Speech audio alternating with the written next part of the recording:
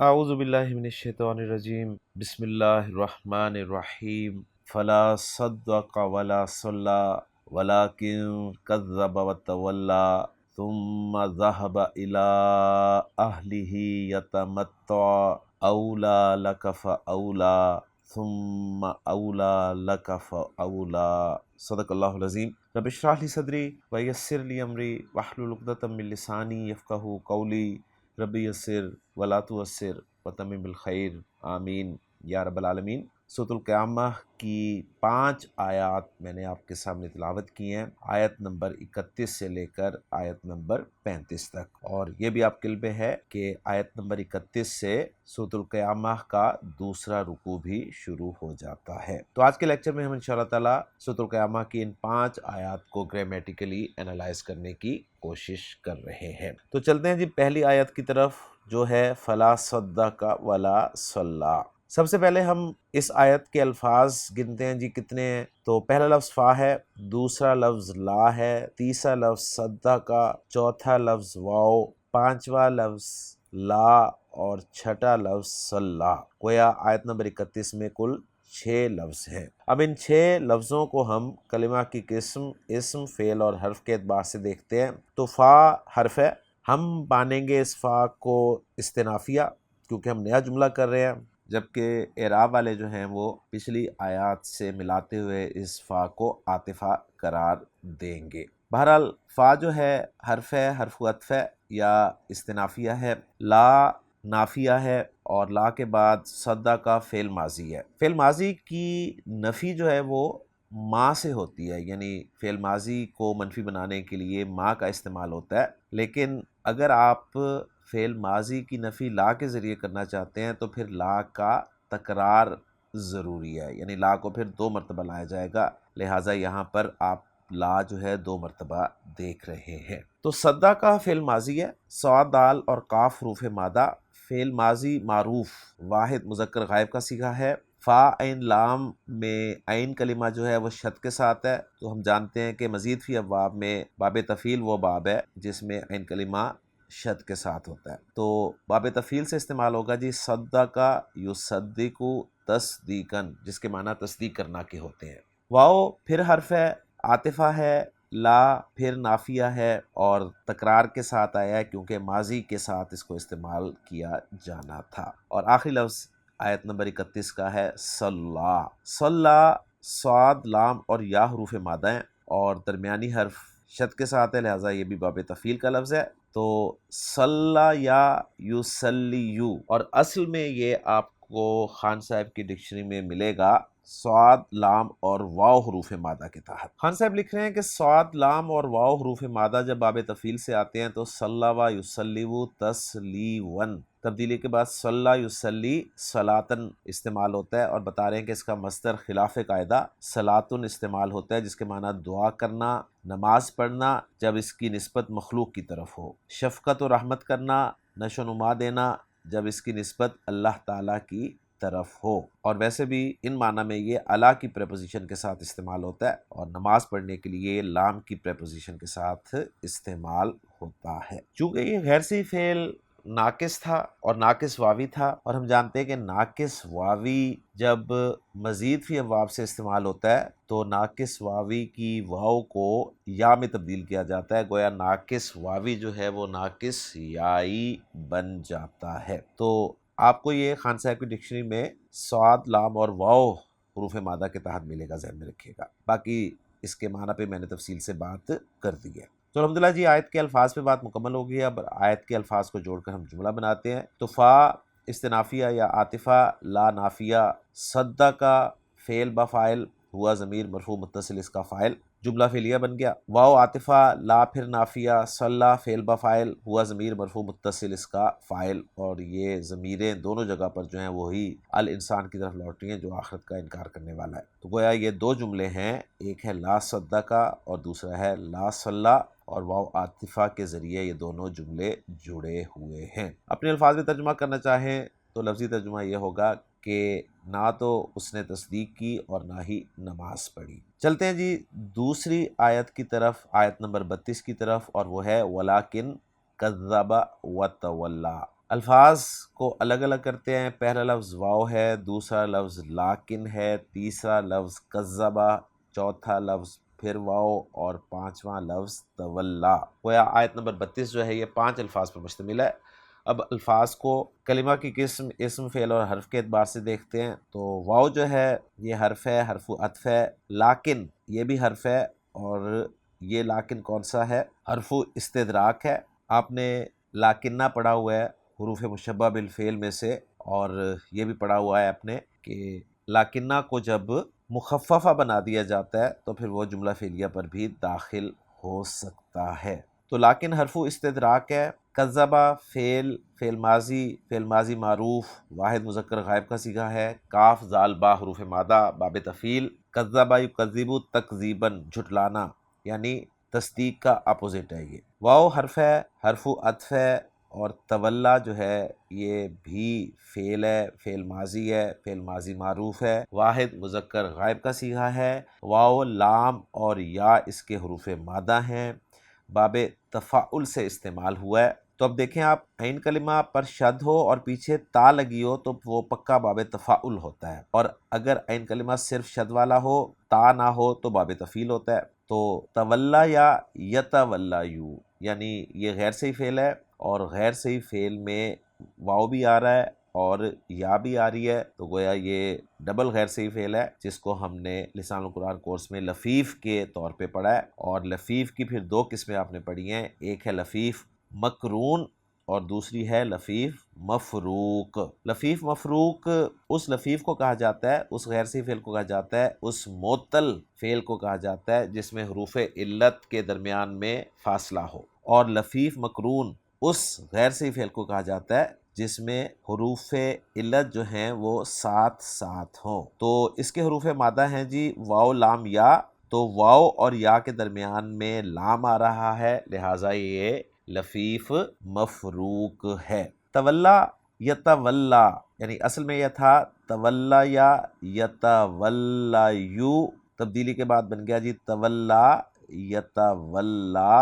اور خان صاحب کی ڈکشنری میں اس کو بہت ہی تفصیل سے ذکر کیا گیا ہے. خان صاحب لکھ رہے ہیں کہ تولا یتولا، تولن جس کا مصدر ہے، بنیادی مفہوم ہے کسی طرف سے پھر جانا.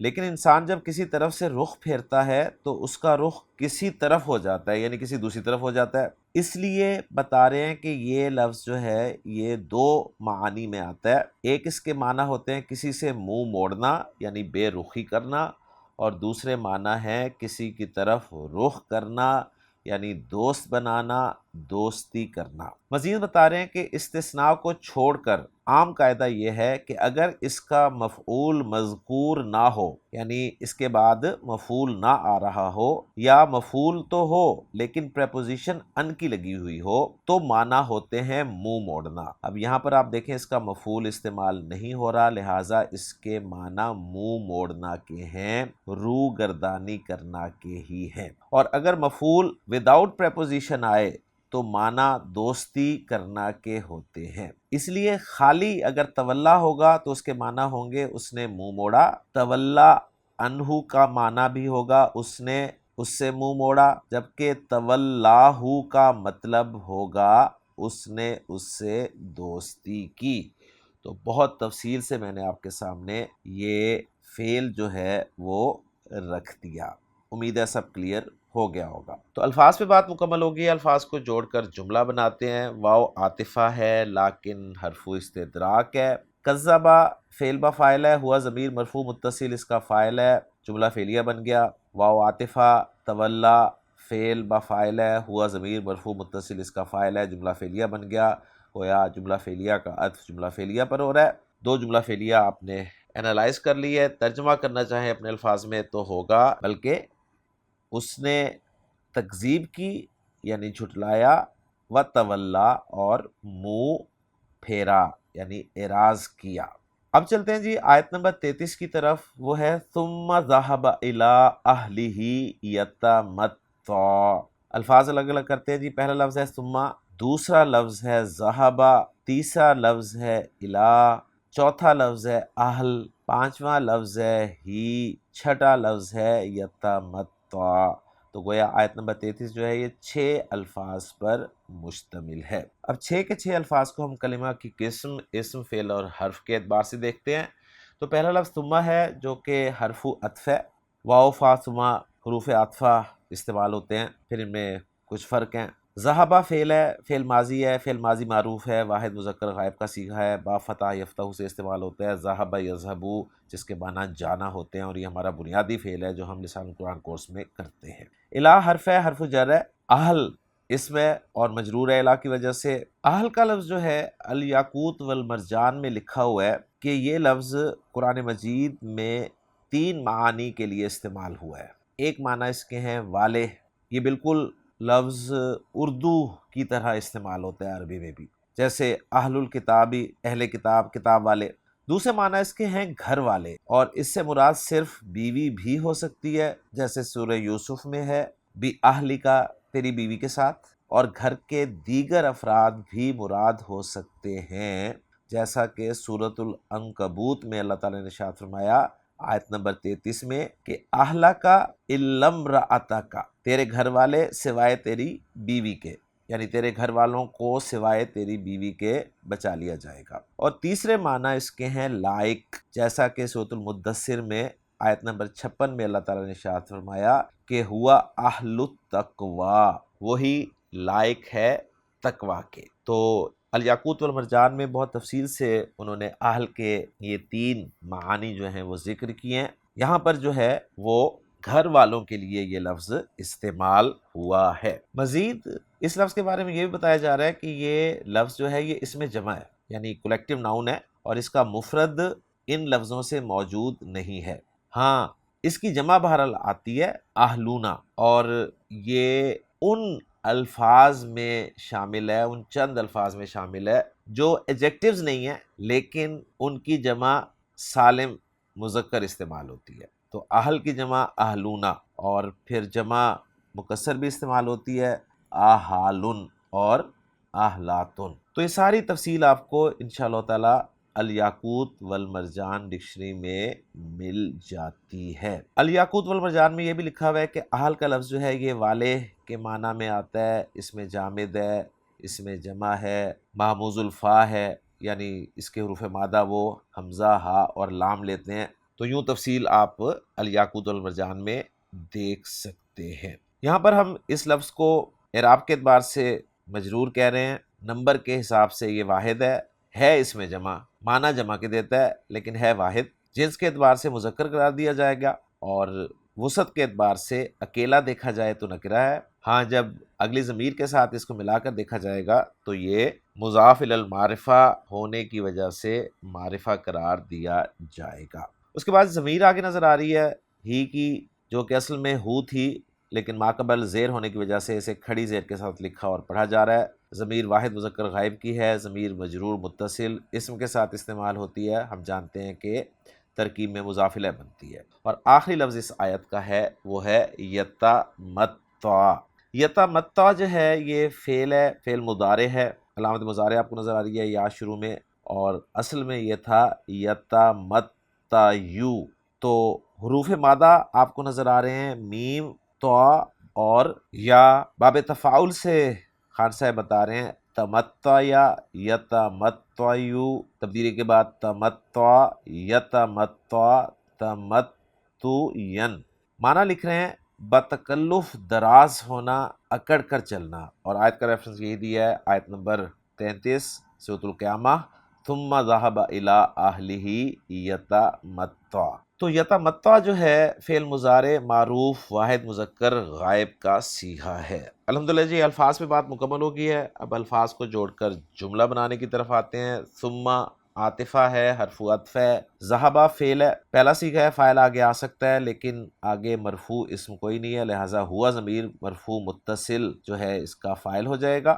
الہ حرف جر ہے، اہلہ مضاف الیہ ہو کر مجرور ہو جائے گا، جار مجرور مل کے متعلق ہو جائیں گے ذہبہ فعل کے۔ اب رہ گیا جی یتمتع۔ یتمتع فعل مضارع استعمال ہوا ہے۔ اب یہ فعل مضارع ایک پورا جملہ ہے، یتمتع فعل اور فاعل کا مجموعہ ہے۔ اب یہ فعل اور فاعل کا مجموعہ جملہ فعلیہ یہ کیا کر رہا ہے؟ تو جملہ فعلیہ جس کا فعل مضارع ہو یہ عام طور پر حال بن کر استعمال ہوتا ہے جب اس سے پہلے واو بھی نہ ہو۔ یہ بہت اہم پوائنٹ آپ کو بتا رہا ہوں کہ فعل مضارع آیت کے بیچ میں استعمال ہو رہا ہو واو کے بغیر تو وہ فعل مضارع جو ہے وہ حال کے طور پر استعمال ہوتا ہے۔ اب یہاں پر حال کے بارے میں تھوڑا سا میں آپ کو بتانا چاہوں گا کہ لسان القرآن کورس میں ہم نے پڑھا ہے کہ حال جو ہے وہ منصوب اسم ہوتا ہے جو فاعل کا حال بتانے کے لیے استعمال ہوتا ہے، مفعول کا حال بتانے کے لیے استعمال ہوتا ہے، یا کسی بھی اسم کا حال بتانے کے لیے استعمال ہوتا ہے، حالت بتانے کے لیے استعمال ہوتا ہے۔ تو یہ حال کی سادہ سی ڈیفینیشن ہے۔ حال جو ہے وہ دو طرح کا ہوتا ہے، یا وہ مفرد ہوتا ہے یا پھر جملہ ہوتا ہے، اور یہاں پر مفرد سے مراد جو ہے وہ جملے کا اپوزٹ ہونا ہے، یعنی یہاں پر مفرد واحد مراد نہیں ہے بلکہ جملے کے مقابلے میں بولا جا رہا ہے۔ تو حال جو ہے یہ مفرد بھی ہو سکتا ہے، جملہ بھی ہو سکتا ہے، اور جملہ جب حال واقع ہو تو جملے کے حال واقع ہونے کے لیے 3 شرطیں ہوتی ہیں۔ پہلی شرط یہ ہے کہ جملہ جو ہے وہ جملہ خبریہ ہو، جملہ انشائیہ نہ ہو۔ دوسری شرط یہ ہوتی ہے کہ جملہ جو ہے وہ سین اور سوفہ سے شروع نہ ہو رہا ہو، اور تیسری اور اہم شرط یہ ہے کہ اس جملے میں ایک رابط موجود ہو، یعنی ایک کنیکٹر ہو جس سے آپ جوڑیں گے ذوالحال کے ساتھ اس جملے کو، یعنی جملے کو جب بھی کسی کے ساتھ جوڑا جاتا ہے نا تو اس میں ایک رابط کا ہونا ضروری ہوتا ہے۔ رابط کنیکٹر یہ بالکل ایسے ہی ہے جیسے ریل کے انجن کے ساتھ ریل کے ڈبوں کو جب جوڑا جاتا ہے تو ایک ہک لگایا جاتا ہے، ہک کے بغیر ڈبہ جو ہے وہ انجن کے ساتھ نہیں جڑ سکتا، تو اسے میں رابط کہہ رہا ہوں، یا یہ گرامر والے اسے رابط کہتے ہیں۔ اب یہ رابط اس کیس میں 2 چیزیں ہو سکتی ہیں، یعنی حال کی بات میں کر رہا ہوں۔ 2 چیزیں کون کون سی ہو سکتی ہیں؟ واو بھی رابط کے طور پر استعمال ہو سکتا ہے، اور یہ واو جو ہے واو حالیہ کہلاتا ہے، اور دوسری چیز جو رابط کے طور پہ استعمال ہو سکتی ہے وہ ہے ضمیر۔ اب واو آپ نے دیکھا بہت ساری قسموں کا واو آپ کے سامنے آ گیا، واو عاطفہ، واو استئنافیہ، واو قسمیہ، اور یہ واو حالیہ آپ نے دیکھ لیا۔ تو بات ہم کر رہے تھے کہ رابط کا موجود ہونا جملے میں شرط ہے، اور رابط 2 چیزیں ہو سکتی ہیں، ایک واو دوسری ضمیر، اور ان کی تفصیل جو ہے وہ کچھ اس طرح ہے کہ جملہ اگر جملہ اسمیہ ہو، یعنی جملہ اسمیہ حال واقع ہو تو رابط 3 صورتوں میں ہو سکتا ہے، یعنی رابط کی 3 صورتیں ہو سکتی ہیں۔ نمبر 1 واو اور ضمیر دونوں بطور رابط استعمال ہو سکتے ہیں، جس کی ایگزامپل میں آپ کو دے رہا ہوں قرآن مجید سے کہ فَنَادَتْهُ الْمَلَائِكَةُ وَهُوَ قَائِمٌ يُصَلِّي فِي الْمِحْرَابِ۔ تو یہاں پر دیکھیں ہوا قائمن ایک جملہ اسمیہ ہے، اور اس کو ہم حال بنا رہے ہیں، اور رابط کے طور پر واو بھی موجود ہے اور ضمیر ہوا بھی موجود ہے۔ اور یہ آپ کو پتہ ہے کہ وہ رابط جو ہے وہ جس کے ساتھ جوڑ رہے ہیں نا، یعنی یہاں پر ذوالحال کے ساتھ جوڑ رہے ہیں تو ذوالحال کے ساتھ اس کا میچ ہونا ضروری ہے، یعنی اگر ضمیر ہے تو واو کا تو کوئی میچ نہیں ہوگا، ہاں ضمیر کا میچ ہوگا لازمی۔ جنس اور عدد کے اعتبار سے یہ بات آپ اچھی طرح سے جانتے ہیں۔ تو رابط جو ہے وہ واو اور ضمیر دونوں ہو سکتے ہیں، کب؟ جب جملہ اسمیہ حال واقع ہو رہا ہو، یہ ایک صورت ہے۔ دوسری صورت ہے صرف واو جو ہے وہ رابط ہو سکتا ہے، جس کی ایگزامپل قرآن مجید سے سورہ یوسف سے میں آپ کو دے رہا ہوں۔ قَالُوا لَإِنْ أَكَلَهُ الذِّئْبُ وَنَحْنُ عُصْبَةٌ، انہوں نے کہا کہ اگر اس کو بھیڑیے نے کھا لیا، اس حال میں کہ ہم ایک جتھا ہیں، گروہ ہیں۔ تو یہاں پر دیکھیں نحن عصبۃ ایک جملہ اسمیہ ہے، اور یہ حال کے طور پر استعمال ہو رہا ہے، اور رابط جو ہے وہ واو ہے۔ آپ کہیں گے ضمیر بھی تو ہے، ضمیر نحنو ہے لیکن وہ ذوالحال کے مطابق نہیں ہے، ضمیر میچ بھی کرنی چاہیے۔ اور تیسری صورت جو ہے وہ ہے جی صرف ضمیر بھی رابط ہو سکتا ہے، جیسے سورۃ البقرہ میں اللہ تعالیٰ نے ارشاد فرمایا وَقُلْنَا اهْبِطُوا بَعْضُكُمْ لِبَعْضٍ عَدُوٌّ۔ اب یہاں پر دیکھیں بَعْضُكُمْ لِبَعْضٍ عَدُوٌّ، یہ ایک جملہ اسمیہ ہے، اور یہ جملہ اسمیہ حال بن رہا ہے اہبطوا کے فاعل واو سے، تو یہاں پر صرف ضمیر جو ہے وہ بطور رابط استعمال ہو رہی ہے۔ تو یہ میں نے آپ کو بتا دیا کہ جملہ اسمیہ جب حال واقع ہوتا ہے تو رابط واو اور ضمیر دونوں بھی ہو سکتے ہیں، صرف واو بھی ہو سکتا ہے اور صرف ضمیر بھی ہو سکتی ہے، اور گرامر والے لکھتے ہیں کہ یہ ضمیر والی صورت جو ہے نا بہت کم ہے۔ اگر جملہ فعلیہ حال واقع ہو رہا ہو اور اس جملہ فعلیہ کا فعل مضارع ہو اور وہ فعل مضارع مثبت بھی ہو تو رابط صرف ضمیر ہوگی، تو صرف ایک ہی صورت میں رابط آئے گا اور وہ ضمیر ہوگی، اور اس کی ایگزامپل، بہترین ایگزامپل سورہ یوسف وَجَاءُوا أَبَاهُمْ عِشَاءً يَبْكُونَ۔ تو یبکون جو ہے یہ جملہ فعلیہ ہے، اس جملہ فعلیہ کا فعل مضارع ہے، فعل مضارع مثبت بھی ہے، تو یبکونہ میں جو واو ضمیر ہے نا یہ رابط ہے، اور یہی کنسیپٹ جو ہے سورۃ القیامہ کی اس آیت میں ہے۔ یتمتع، تو یتمتع جملہ فعلیہ ہے، جملہ فعلیہ کا فعل مضارع ہے اور فعل مضارع مثبت ہے، لہٰذا جو ہوا کی ضمیر ہے نا یہ رابط کا کام دے رہی ہے۔ باقی میں تیزی سے ذکر کرتا ہوں جملے کی بطور حال صورتوں کو۔ تیسری صورت ہے اگر جملہ فعلیہ جس کا فعل مضارع ہو اور فعل مضارع منفی ہو، یا جملہ فعلیہ جس کا فعل ماضی ہو چاہے وہ مثبت ہو یا منفی ہو، تو رابط تین صورتوں میں آ سکتا ہے، واو اور ضمیر دونوں، صرف واو اور صرف ضمیر۔ باقی انشاءاللہ تعالی موقع ملے گا تو ان سب کی ایگزامپلز کے ساتھ میں انشاءاللہ تعالی یہ ٹاپک الگ سے ریکارڈ کروا دوں گا۔ تو بہرحال جی یتمتع کے حوالے سے ہمیں پتہ چل گیا کہ یہ جملہ فعلیہ جو ہے بطور حال استعمال ہو رہا ہے، اور جملے کا اعراب جو ہے وہ ہم نے فائنل کرنا ہے۔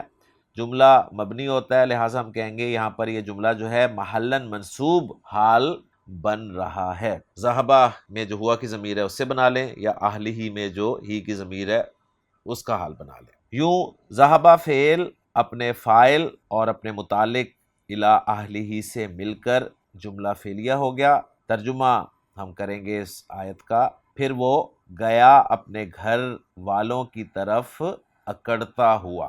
تو الحمدللہ جی 33 آیات مکمل ہو گئیں۔ اب چلتے ہیں جی 34ویں اور 35ویں آیت کی طرف۔ دونوں اس لیے بول رہا ہوں کہ ایک جیسی ہی دونوں آیات ہیں، صرف ایک لفظ کا فرق ہے اور وہ ہے جی ثم۔ آیت نمبر 34 ہے اولا لکف اولا، اور آیت نمبر 35 ہے ثم اولا لکف اولا۔ گویا ثم لفظ جو ہے وہ حرف عطف ہے، اور بس ایک آیت کے الفاظ میں آپ کے سامنے ذکر کر دیتا ہوں۔ اولا لکف اولا میں اولا ایک لفظ ہے، لام ایک لفظ ہے، کاف ایک لفظ ہے، فا ایک لفظ ہے، اولا ایک لفظ ہے۔ گویا آیت نمبر 34 میں 5 الفاظ ہیں۔ اب یہ 5 الفاظ کلمہ کی قسم، اسم، فعل اور حرف کے اعتبار سے کیا ہیں؟ تو اولا بلو کلر میں دکھایا گیا ہے، اسم ہے۔ کون سا اسم ہے؟ خان صاحب کی ڈکشنری کی طرف چلتے ہیں جی، بہت تفصیل آپ کو ملے گی اس کے بارے میں۔ خان صاحب نے واو، لام اور یا حروف مادہ کے تحت اسے ذکر کیا ہے، بتا رہے ہیں کہ اولا جو ہے یہ افعلو تفضیل ہے۔ اصلاً افعلو کے وزن پر اولا یو ہے، اور پھر ناقص کا قاعدہ جب اپلائی ہوا تو اولا بن گیا۔ معنی اس کے ہیں زیادہ قریب، زیادہ حقدار۔ اب آیت کا ریفرنس انہوں نے ایک آیت کے بعد سورۃ القیامہ کی ہی آیت نمبر 34 اور 35 کا دیا ہے، اولا لکف اولا ثم اولا لکف اولا۔ معنی کیا لکھ رہے ہیں ذرا سنیے گا غور سے، بتا رہے ہیں زیادہ قریب ہے تیرے لیے، زیادہ قریب۔ گویا اولا کے معنی انہوں نے کیے زیادہ قریب، لکا تیرے لیے، فا پھر اولا زیادہ قریب۔ مزید بتا رہے ہیں کہ اس میں اولا جو ہے وہ خبر ہے، اور اس کا مبتدا محذوف ہے، جو عذاب، تباہی، خرابی وغیرہ کے مفہوم کا کوئی لفظ ہو سکتا ہے۔ گویا ترکیب بھی آپ کو بتا دی گئی۔ تو اولا اس میں تفضیل ہے، زیادہ قریب معنی اس کے انہوں نے بتا دی ہے آپ کے لیے۔ لام حرف جر ہے جس کے بعد کاف ضمیر مجرور متصل واحد مذکر حاضر کی ہے، فا حرف عطف ہے، اور پھر اولا اسم و تفضیل آپ کے سامنے آ گیا۔ ترکیب انہوں نے بتا دی ہے کہ اولا جو ہے یہ خبر ہے جس کا مبتدا محذوف ہے، لکا جار مجرور متعلق ہے اولا کے، اور مبتدا محذوف اپنی خبر کے ساتھ مل کر جملہ اسمیہ بن گیا۔ فا جو ہے عاطفہ ہے، اولا پھر خبر ہے جس کا مبتدا محذوف ہے۔ اب وہ مبتدا محذوف کیا ہے؟ یہ ہم دیکھیں گے محمود صافی صاحب کی ورکنگ میں، اور ابھی دیکھ لیتے ہیں جی محمود صافی صاحب نے مبتدا کیا محذوف مانا ہے۔ محمود صافی صاحب بتا رہے ہیں جیسا کہ آپ اسکرین میں دکھ رہے ہیں کہ اولا خبر ہے ایک مبتدا محذوف کی، تقدیرہ العقاب او الہلاک۔ تو اب کلیئر ہو گیا ہوگا آپ کو کہ جو خان صاحب نے بات کی ہے وہ میچ کر رہی ہے۔ لکا متعلق ہے اولا کے، فا عاطفہ ہے، اولا جو دوسرا والا ہے یہ بھی خبر ہے ایک محذوف مبتدا کی، اور وہ جو ہے وہ ہے التحدید یا الشر، اس طرح سے انہوں نے ذکر لیا۔ اور باقی باتیں ساری گرامیٹیکلی اپنی جگہ، اصل میں یہ بددعا دی جا رہی ہے کہ اولا لکفا اولا ثم اولا لکفا اولا، یعنی ایسا کوئی طرز عمل جو کسی کو بہت ہی ناپسند ہو، تو ہمارے ہاں محاورے میں جس طرح کہا جاتا ہے نا، یعنی کسی کے بہت برے طرز عمل پر جس طرح ہم کہہ دیتے ہیں پنجابی میں کہ فٹے منہ، اور صرف فٹے منہ ہی نہیں کہتے بلکہ کہتے ہیں دھر فٹے منہ۔ اب یہ ہم کب کہتے ہیں؟ یہ ہم اس وقت کہتے ہیں جب اس کا طرز عمل انتہائی شدید ناپسندیدہ ہو۔ تو آپ سمجھ سکتے ہیں اس محاورے سے اس اسلوب کو۔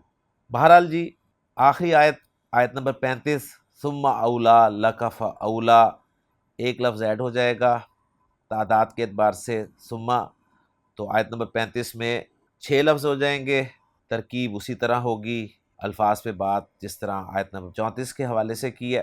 ہمارا کام مکمل ہو گیا محمود صافی صاحب کی ورکنگ کے ساتھ، باقی ورکنگ کو بلکہ میں کہوں گا میچ بھی کر لیتے ہیں۔ اور اب آخر میں ان 5 آیات کے 2 عدد تراجم دیکھتے ہیں ہم۔ تو پہلا ترجمہ میں آپ کے سامنے رکھ رہا ہوں ان 5 آیات کا۔ فلا صدق ولا صلی، اس نے نہ تو تصدیق کی نہ نماز ادا کی، ولیکن کذب وتولی، بلکہ جھٹلایا اور روگردانی کی۔ ثم ذهب الی اہلہ یتمطیٰ، پھر اپنے گھر والوں کے پاس اتراتا ہوا گیا۔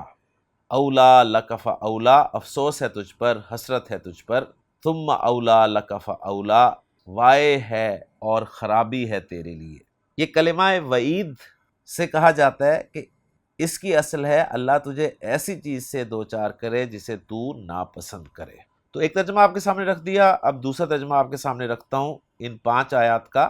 فلا صدق ولا صلی، سو اس نے نہ سچ مانا اور نہ نماز ادا کی، ولیکن کذب وتولی، اور لیکن اس نے جھٹلایا اور منہ پھیرا۔ ثم ذهب الی اہلہ یتمطیٰ، پھر اکڑتا ہوا اپنے گھر والوں کی طرف چلا۔ اولا لکف اولا، یہی تیرے لائق ہے، پھر یہی لائق ہے۔ ثم اولا لکف اولا، پھر تیرے لائق یہی ہے، پھر یہی لائق ہے۔ تو الحمدللہ جی سورۃ القیامہ کی 5 آیات آج کے لیکچر میں آیت نمبر 31 سے آیت نمبر 35 تک ہم نے گرامیٹیکلی انالائز کر لی ہیں۔ امید ہے آپ کو کلیئر ہو گئی ہوں گی۔ انشاءاللہ تعالیٰ اگلے لیکچر میں سورۃ القیامہ کی آخری 5 آیات کے ساتھ آپ سے ملاقات ہوگی۔ اجازت دیجیے، سبحانک اللہم و بحمدک، اشہد ان لا الہ الا انت، استغفرک و اتوب الیک۔